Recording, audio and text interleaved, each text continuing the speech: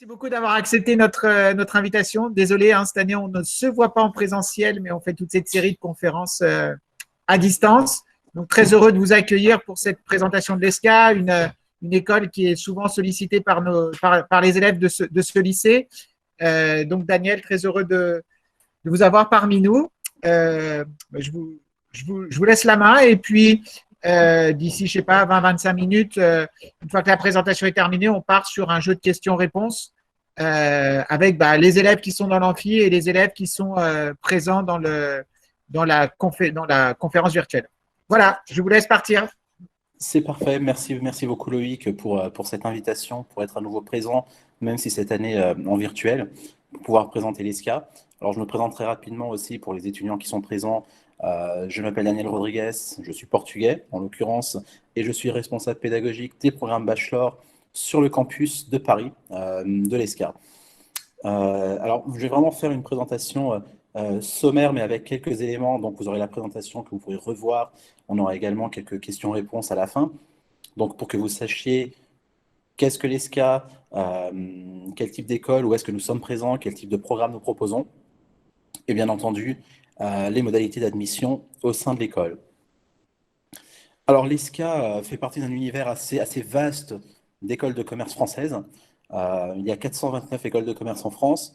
Et bien entendu, ce que nous pouvons voir, c'est qu'en termes d'accréditation, de reconnaissance au niveau national, nous retrouvons des nombres un peu moins réduits en termes d'écoles.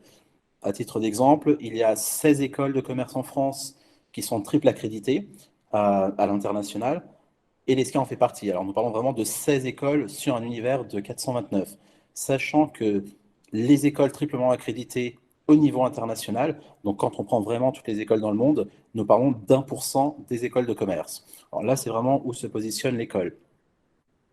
L'ESCA, bien entendu, est reconnue au niveau international, comme je le disais, IACSB qui est américaine, EQUIS qui est une reconnaissance européenne, AMBA au niveau des MBA, donc là vraiment un niveau post-licence ou post-Bac plus 3, mais également au niveau national, donc avec des diplômes visés, que ce soit au niveau du master, que ce soit au niveau du bachelor.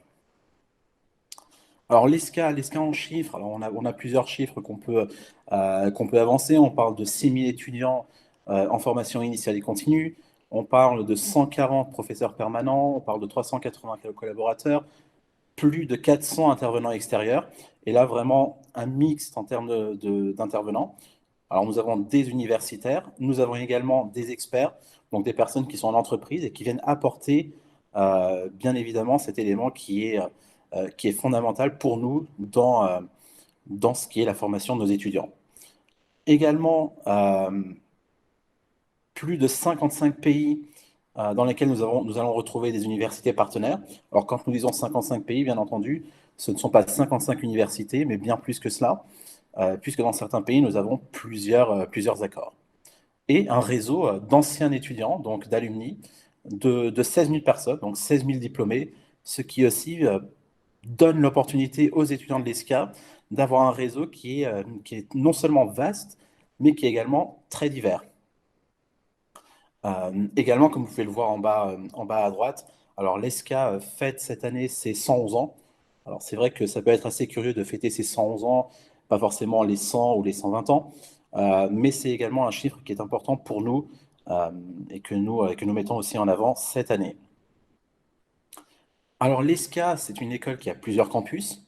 Le campus de base, l'origine de l'ESCA est à Angers, donc le A sur ESCA correspond à Angers, et progressivement l'école s'est élargie en ouvrant de nouveaux campus un peu partout en France, donc à Paris, où je suis basé, mais également à Lyon, à Aix-en-Provence, à Bordeaux et à Cholet, sachant que le campus de Cholet est un campus exclusivement bachelor.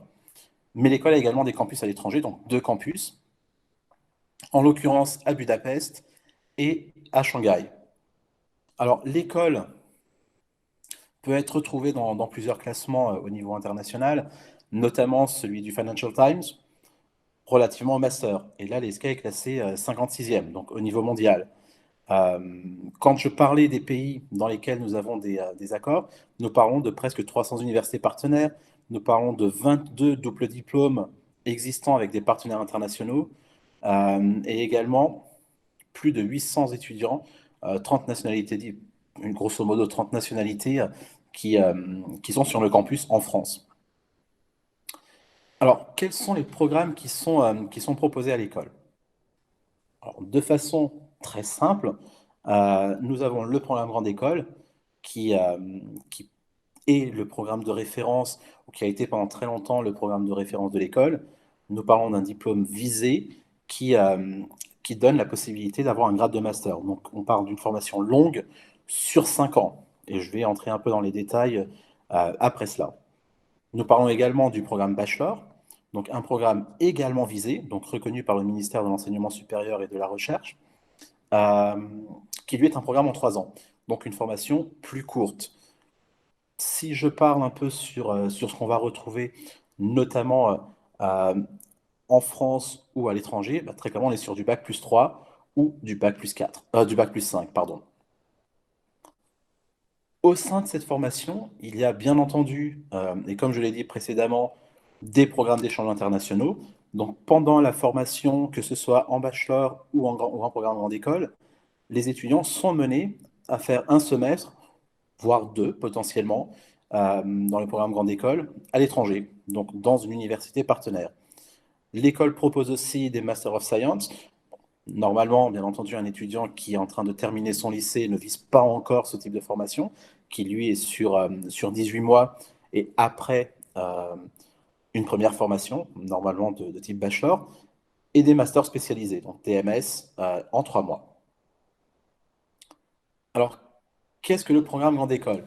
Alors, on peut dire que l'on parle de 5 années qui vous permettent de développer votre projet professionnel. C'est-à-dire que si vous vous engagez sur ce programme sur 5 ans, bah, vous savez pertinemment qu'à la fin des 5 ans, le grade que vous aurez est un grade master, et vous avez 5 ans pour progressivement asseoir votre projet. Donc 3 premières années qui vont être de fondamentaux. Donc vous allez découvrir les sciences de gestion qui correspondent pratiquement à la moitié de votre formation sur ces 3 premières années, donc avec 45% des enseignements.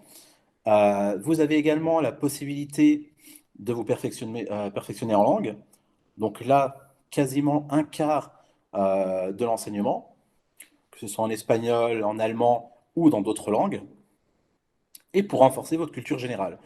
Euh, et c'est vrai qu'à partir de maintenant, en fait, l'école est en train d'évoluer sur aussi de nouvelles propositions de cours pour les 3 premières années du programme Grande École en sciences et humanités. Et donc, selon les campus, les étudiants vont pouvoir faire un choix, vont pouvoir choisir certains cours qui vont être liés ou à la géopolitique et relations internationales, aux arts et aux lettres, aux sciences numériques et digitales. Et donc, bien évidemment, non seulement c'est un plus en termes d'apprentissage pour nos étudiants, sachant que nous sommes une école de commerce, mais cela vous donne aussi la possibilité d'accéder au programme et d'accéder à l'école indépendamment de votre choix de parcours, de spécialité au lycée. Donc ça, c'est également très important, sachant que voilà, il y a quand même une remise à niveau qui est faite, et la première année sert également à cela. Même si, bien évidemment, certains parcours ou certaines spécialités vont vous donner un petit avantage. Alors, pas forcément en termes de vous mettre en première place ou d'être prioritaire par rapport à votre candidature, mais tout simplement parce que certains enseignements sont plus tournés vers ces matières. Je pense par exemple aux mathématiques, euh, je pense aux sciences humaines, à la géopolitique aussi. Donc tous ces éléments sont bien entendu importants. Mais je vais également revenir là-dessus. Sur la 4e année, et donc là on est sur la première année de cycle master, toujours dans le programme Grande École, bah, les étudiants vont avoir la possibilité de choisir une filière pour se pré-spécialiser. Et donc là, ce sera en finance, en management ou en marketing. Euh, et comme vous pouvez le voir, dans chaque filière, il y a des cours très spécifiques qui sont également en fait une pré-spécialisation. Pourquoi? Parce que votre spécialisation, vous allez la faire sur votre 5e année, où vous allez choisir une majeure et qui sera choisie obligatoirement dans la filière que vous aurez choisie en 4e année. À titre d'exemple, si vous choisissez de vous pré-spécialiser en finance, bah, vous pourrez choisir entre les 5 majeurs qui sont proposés. Que ce soit l'audit d'expertise, ingénierie conseil en gestion de patrimoine ou bien d'autres. Ce que vous pouvez quand même vérifier, c'est quand vous regardez un peu ce qui vous est présenté dans la liste, c'est que certaines spécialisations sont proposées en français ou en anglais.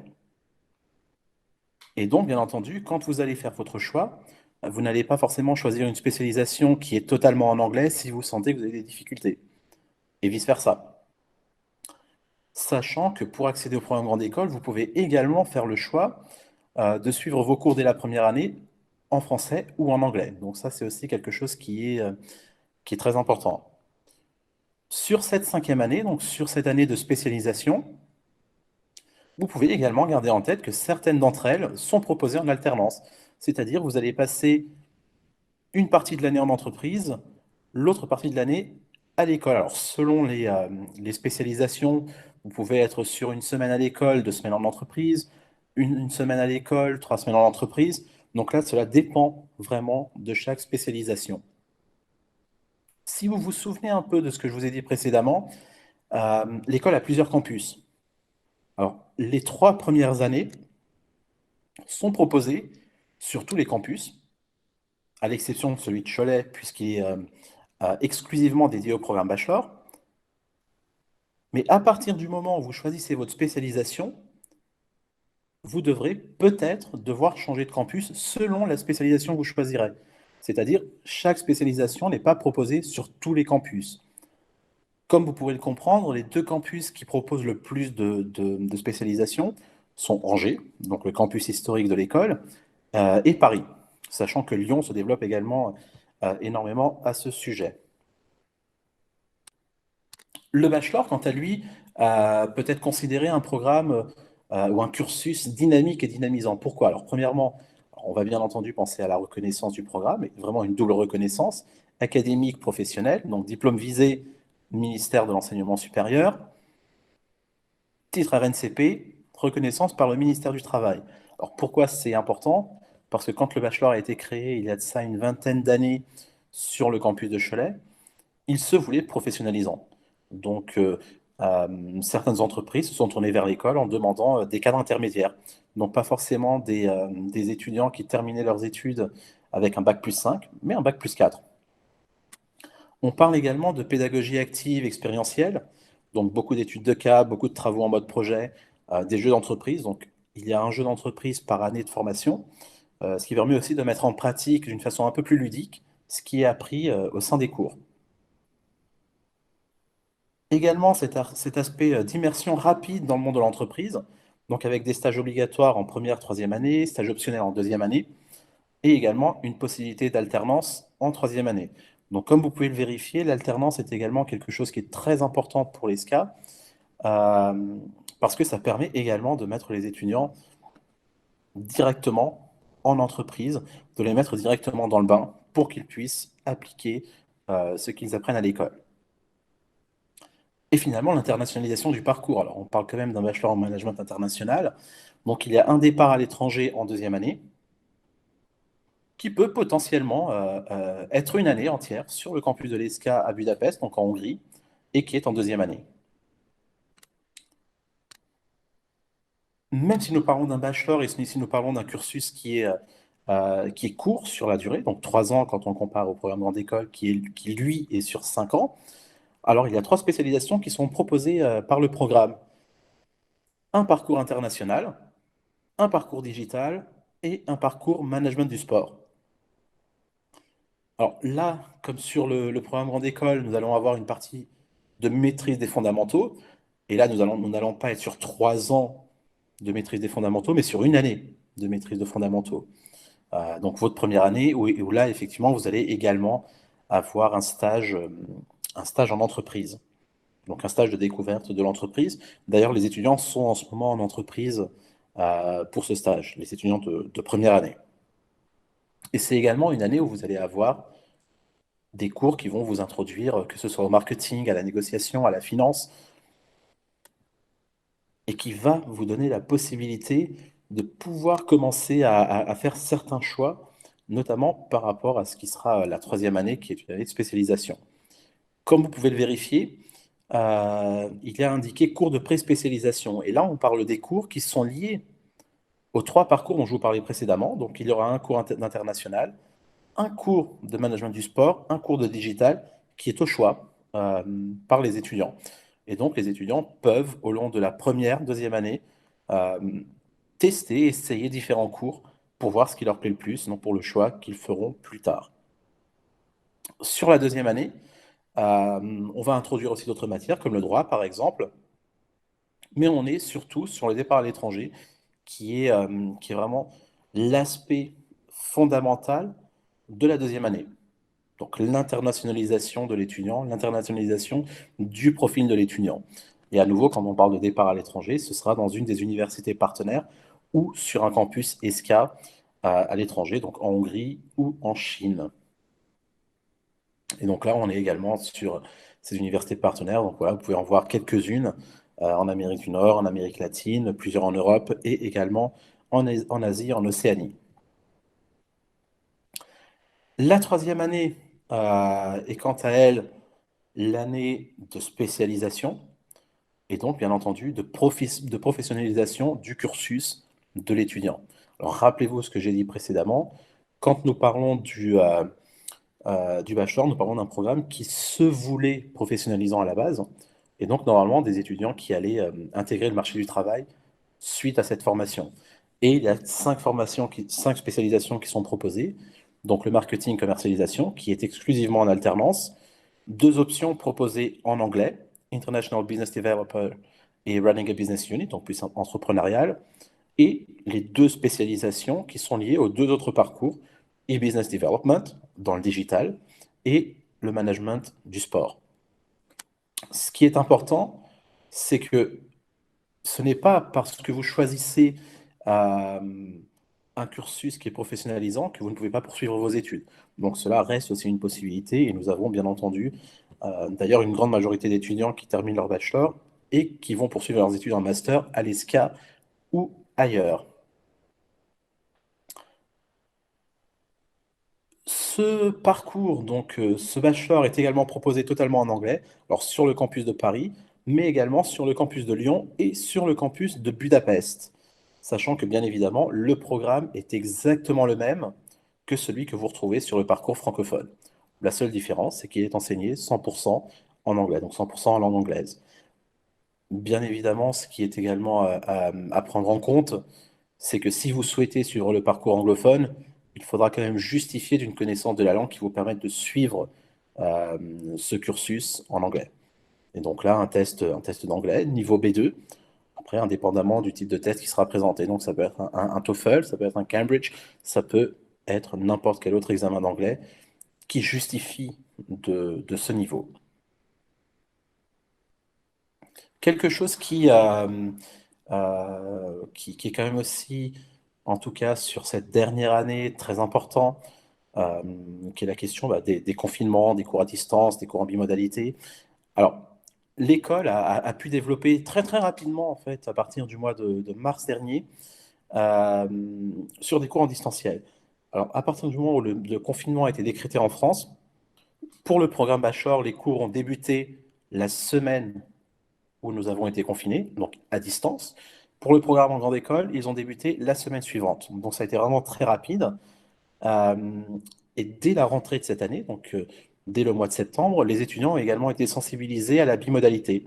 C'est-à-dire que les étudiants, où chaque groupe de scolarité était divisé en deux, une moitié était présente sur le campus, l'autre moitié à la maison, et ça sur un rythme de semaine en semaine. Donc chaque semaine, cela s'inversait, ce qui permettait à tous les étudiants de pouvoir venir sur le campus. Euh, et bien entendu, tout ça a été fait en respectant les mesures sanitaires et toutes les salles dûment équipées avec les moyens nécessaires pour que les étudiants étant à la maison soient dans des conditions euh, le plus optimales possible pour suivre leurs cours. L'école a également pu développer différents instruments alors, d'accompagnement des étudiants d'un point de vue de l'orientation, d'un point de vue de l'insertion professionnelle, et donc avec des ateliers, des mises en situation, des plateformes professionnelles, des événements qui ont lieu sur les différents campus, que ce soit des forums entreprises, des job days, donc avec des entreprises qui viennent sur le campus euh, qui peuvent échanger avec les étudiants, et les étudiants peuvent aussi leur présenter leur CV et échanger avec eux. Et également donc les stages qui ont lieu, alors non seulement au sein du bachelor, mais également au sein du PGE. Donc euh, d'une façon très globale, en ayant bien entendu les stages professionnalisants, l'alternance, la découverte de l'entreprise, sachant que tous les stages peuvent être réalisés en France ou à l'étranger. Donc ce qui est également quelque chose de très intéressant pour les étudiants. Donc cela n'est que possible parce que bien évidemment, il y a une relation de proximité permanente avec les entreprises. Euh, L'étudiant, par exemple, le Figaro étudiant a classé l'ESCA comme première école post-bac pour la qualité de ses relations entreprises. Et donc, bien entendu, donc, ces rencontres régulières avec des entreprises, l'organisation des forums virtuels ou physiques, des conférences, des intervenants, et tout ça dans un réseau de plus de 2500 entreprises partenaires. L'école a également pu développer un centre d'accompagnement pédagogique pour, euh, pour accompagner les étudiants aussi d'un point de vue purement académique. Donc avec du tutorat qui est fait au long de l'année, mais des workshops pour apprendre à apprendre. Donc ça paraît tout bête de dire ça, mais c'est vrai qu'il y a quand même certaines stratégies, certaines techniques que l'on peut adopter pour mieux travailler et pour optimiser aussi son temps de travail, mais également du soutien académique, du suivi individuel si besoin, et plusieurs dispositifs. Donc pour échanger avec le centre d'accompagnement pédagogique, un dispositif accessibilité handicap. Donc tout étudiant présentant des difficultés académiques ou bien même liées à un handicap vont avoir un support de la part de l'école pour pouvoir être dans des conditions égales par rapport à leurs camarades qui n'ont pas ces difficultés. Très rapidement, et puis je vais avancer un peu parce que le temps passe quand même très vite. Alors, où est-ce que nous allons retrouver les diplômés de l'ESCA? Alors, dans plusieurs domaines, dans des domaines assez divers, mais essentiellement dans la finance, fonction commerciale et marketing. Donc, entre 20-30% dans chacun de ces domaines, mais également dans des activités de conseil, dans les ressources humaines, et puis d'autres étudiants qui tout simplement ont décidé de se réorienter dans d'autres domaines en ayant pour base la formation qu'ils ont pu avoir. Et on va retrouver par exemple dans les alumni, donc dans ce réseau d'anciens de l'ESCA, par exemple des pilotes Air France, tout simplement parce qu'ils ont décidé de faire quelque chose de complètement différent. Alors, le recrutement des étudiants de l'ESCA est fait assez rapidement. Donc, normalement, dans les 3 mois, environ 94% des étudiants, ou plutôt des jeunes diplômés, sont recrutés en entreprise.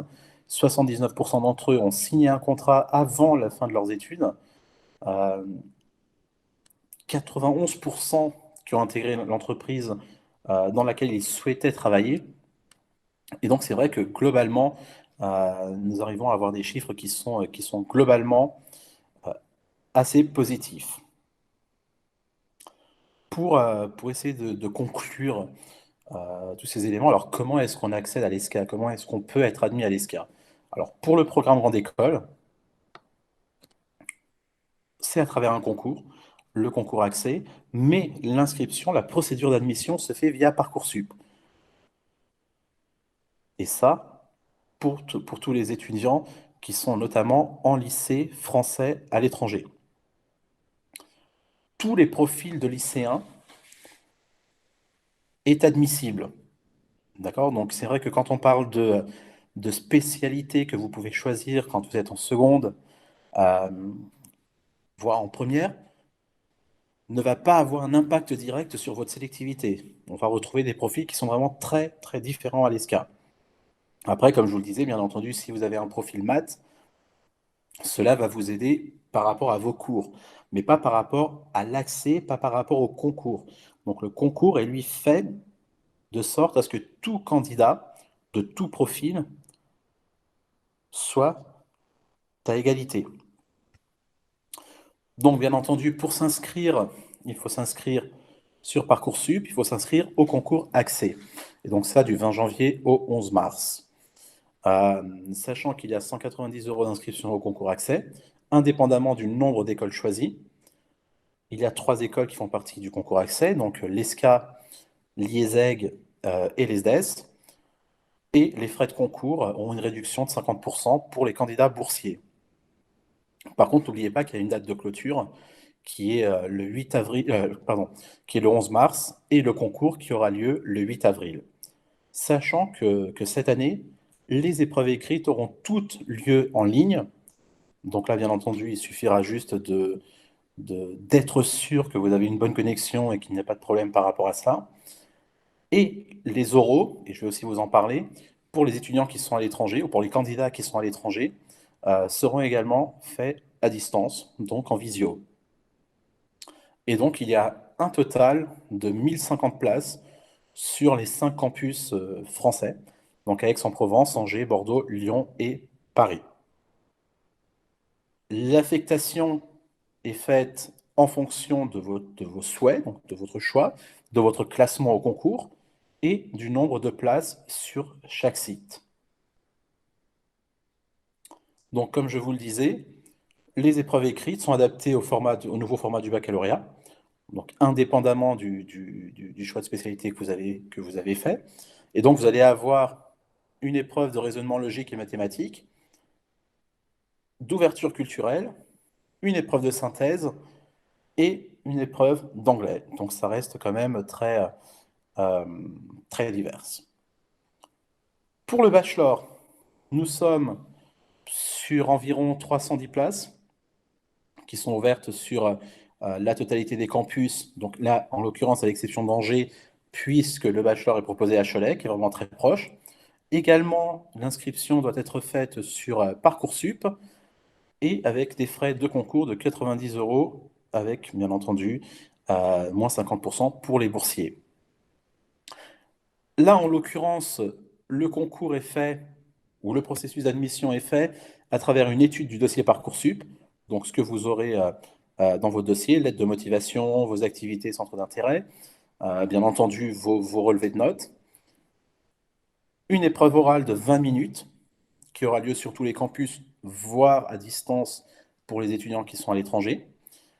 Et les candidats qui potentiellement auraient un score au test tâche post-bac auront un bonus. Alors, c'est un bonus résiduel, d'accord ? C'est pas non plus un bonus qui va vous projeter en première place si le reste de votre dossier n'est pas bon. En termes de frais de scolarité, alors pour le programme grande école, nous parlons de 11 910 €, pour le bachelor, 8 210, avec une spécificité. C'est qu'à partir de l'année prochaine, les frais de scolarité sont modulables. Ils vont être donc modulés en fonction de la situation de chaque famille. En prenant le montant maximum de chaque programme, donc 11 910 € pour le PGE ou 8 210 € pour le bachelor, il y aura une application du quotient familial, du foyer fiscal, et donc le montant effectif des frais de scolarité de l'année. Alors, je ne sais pas si c'est déjà disponible sur le site de l'ESCA, mais il est possible pour vous de faire cette simulation et de voir quel serait le frais d'inscription par rapport à votre quotient familial. Et il y a également, bien entendu, d'autres possibilités pour financer la scolarité à l'ESCA. Alors, des aides de l'ESCA avec la commission de veille sociale et les bourses d'excellence, les bourses du Crous, donc les bourses de l'État français, les prêts bancaires, des aides de collectivités territoriales et des activités rémunérées. Je vous remercie pour votre attention. J'espère ne pas avoir trop dépassé le temps qui m'était imparti. Loïc, je suis tout oui pour toutes les questions que les étudiants, que les élèves pourraient avoir. Merci beaucoup, Daniel, pour ta présentation. Alors, je vais voir sur le chat s'il y a des élèves qui posent des questions. Alors, moi, j'ai une première question. Enfin, on a une première question plus axée, tu l'as évoqué, sur les spécialités. Parce qu'on a souvent donc, des élèves, tu sais, en première qui vont prendre… alors, je vais prendre 3 exemples. Un élève qui prend la spécialité SES, Histoire Géo et Maths en première, qui abandonne Maths en terminale, mais qui prend Maths complémentaire.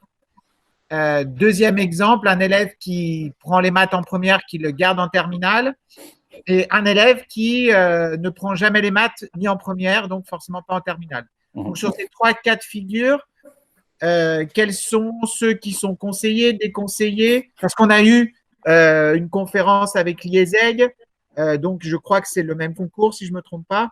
Oui, exactement. Et effectivement, elle évoquait le fait que de ne pas avoir au moins de ne pas avoir fait maths en première et donc de ne pas continuer en maths complémentaire option terminale, ça pouvait être compliqué. Quel est ton sentiment? Alors, effectivement, il est quand même utile à un étudiant d'avoir maths. Euh, pour une raison très simple, notamment pour un étudiant qui souhaite intégrer le programme grande école, parce qu'il y aura aussi des enseignements plus spécialisés et donc, bien entendu, qui demanderont une connaissance de mathématiques, qui peuvent mettre en difficulté un étudiant qui n'en aura pas fait. Alors, ça ne signifie pas que l'étudiant ne peut pas réussir s'il n'a pas fait maths. Et c'est aussi un aspect qui est selon moi, important, c'est qu'un étudiant qui n'a pas fait maths n'est pas automatiquement recalé ou ne va pas automatiquement euh, voir son dossier mis de côté par l'école. Par contre, si l'étudiant n'a pas fait maths, bien évidemment que sur sa première année, ce qui lui sera conseillé, ce sera de pouvoir travailler de son côté, de demander un support au centre d'accompagnement pédagogique de l'école pour pouvoir faire une remise à niveau. Donc on est vraiment plus dans une logique de facilité que l'étudiant pourrait avoir en intégrant le programme grande école, essentiellement sur le programme bachelor un peu moins, parce que là on n'a pas forcément des éléments poussés en mathématiques. Voilà, on a quelques cours de finance managériale, mais qui sont un peu plus de la comptabilité, euh, de façon un peu plus simple. Donc, mon conseil est que, bien évidemment, si vous pouvez et si vous souhaitez intégrer l'ESCA, ne vous privez pas des mathématiques. Alors, merci pour ta réponse. Concernant une question sur le bachelor, si l'élève passe le concours, il y a aussi l'oral en supplément. Alors oui, pour le bachelor, alors on est vraiment sur une étude de dossier. Si le candidat est considéré admissible, on aura un entretien avec lui, donc bien entendu, parce que qu'on le veuille ou pas, un dossier ne nous dit pas tout. Et voilà, à titre d'exemple, et là je vais un peu parler en tant que responsable pédagogique du programme bachelor sur le campus de Paris, j'ai pu avoir des candidats qui avaient un dossier académique qui n'était pas excellent, mais où, par exemple, voilà, les commentaires des enseignants étaient très bons. Et la motivation de l'étudiant que j'ai pu voir dans l'entretien, en fait, m'ont démontré que c'était un étudiant qui correspondait parfaitement à ce qu'on attendait en bachelor et qui, aujourd'hui, ont très bien réussi ou sont en train de réussir leur parcours. Donc, c'est vrai que quand on passe à la partie entretien, il faut se dire que ce n'est pas une évaluation, c'est plus une connaissance de l'étudiant de la part de l'école. Ok, super. Alors, juste une question entre le bachelor, éventuellement, et le programme grande école. Imagine un élève qui part pas sur un programme grande école, mais qui part sur un bachelor, et puis finalement, à la fin de son bachelor, ne souhaite pas intégrer le monde, enfin, ne souhaite pas intégrer le marché de l'emploi. Est-ce qu'il peut postuler pour le master finalement? Tout à fait. Alors ça aussi, c'est une question qu'on a fréquemment. Alors il n'y a pas de passage automatique en master à l'ESCA pour une raison simple. C'est qu'en fait, ce qui a été décidé, c'est que comme le programme bachelor est un programme à part entière, à partir du moment où l'étudiant est diplômé de l'ESCA, il est diplômé comme tout autre étudiant diplômé dans n'importe quelle autre école. Et donc, il doit poser sa candidature, il doit postuler aussi pour le programme master.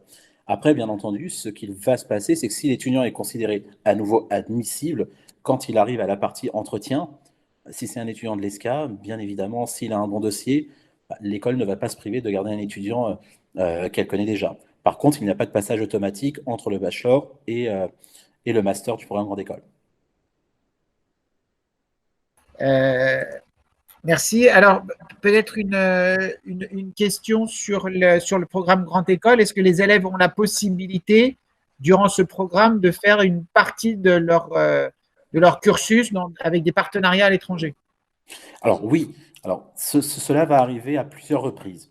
Euh, sur la première partie du programme grande école, donc sur les 3 premières années, il y a un séjour à l'international, donc dans une université partenaire.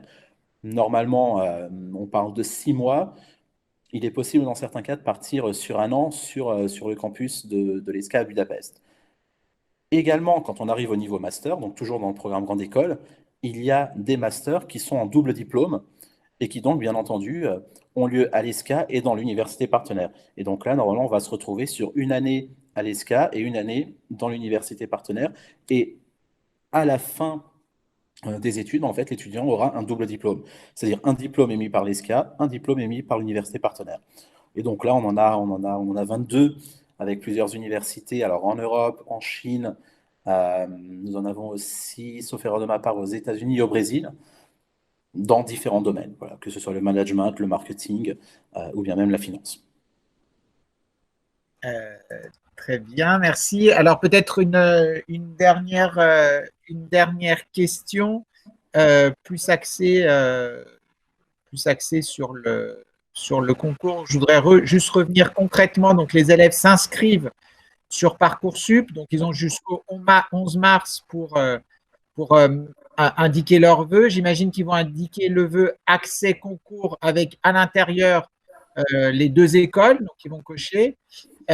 Et donc, le concours se déroulera le 8 avril, c'est-à-dire le jour même où ils doivent de finaliser leur dossier sur Parcoursup, me semble-t-il. Exactement. Et donc, en fait, là, donc j'imagine, ils vont sur Parcoursup, ils vont cocher le vœu. Quand ils cochent le vœu, ils vont payer les frais d'inscription au concours et ils recevront un lien et toutes les indications nécessaires pour passer ce concours seul à la maison de manière contrôlée. C'est ça, c'est ça. Donc en fait, le système donc, du concours accès bloquera automatiquement sur le concours. Ce qui veut dire que le candidat ne pourra pas aller sur d'autres sites, par exemple. Tu faisais simplement la référence à deux écoles. Alors, on a 3 écoles sur le concours accès. Donc, bien entendu, l'ESCA, l'ISEG, qui sont plus demandées. Mais nous avons également l'ESDES, qui est à Lyon. Mais donc là, bien évidemment, le choix est fait par les étudiants sur Parcoursup. Donc vraiment, l'inscription, c'est l'inscription au concours, donc au concours accès.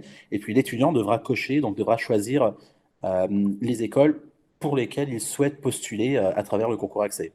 Et donc, jusqu'au 8 avril, finalement, il fait comme toutes les autres formations, il remplit ses dossiers, ses bulletins, etc. Lettre de motivation ou recommandation s'il y a de besoin en plus. Et puis, il passe le concours et ensuite les réponses à partir du 27 mai, en fait. Tout à fait. OK. Il faut simplement faire attention d'avoir fait l'inscription jusqu'au 11 mars, puis après, voilà, finir de remplir le dossier. Mais l'inscription doit être faite jusqu'au 11 mars. Par contre, à partir de là, plus rien ne peut être fait. Oui, donc ça, c'est intéressant parce que c'est vrai que le 11 mars, souvent, on parle d'enregistrer les vœux, mais pour les formations notamment sur les écoles de commerce post-bac, je crois que c'est pareil sur Sésame, il faut que l'inscription soit faite avant le 11 mars, tout comme l'enregistrement du vœu. C'est exactement ça, oui. Bien, je pense qu'il n'y a plus de questions. On te remercie beaucoup pour ta disponibilité et puis pour la conférence. Les élèves me demandent si tu peux aussi nous envoyer ton support de présentation qui est très clair. Oui, bien sûr. Je t'envoie ça par email et comme ça, tu pourras le communiquer aux étudiants. Juste une dernière chose aussi. Alors bon, sachant qu'on est au lycée français de Lisbonne, alors si certains étudiants le souhaitent et se sentent plus à l'aise avec la langue portugaise, et s'ils souhaitent après me poser quelques questions, ils peuvent aussi m'envoyer quelques questions par email ou bien on pourra prendre aussi rendez-vous par téléphone si besoin. Enfin, si certains se sentent plus à l'aise comme ça. Très bien. Écoute, merci beaucoup pour ta présentation. Bon séjour au Portugal. Merci à toi. Et puis à très bientôt. On espère la prochaine fois en présentiel. On l'espère. Bonne soirée. Merci beaucoup. Bonne soirée. Au revoir.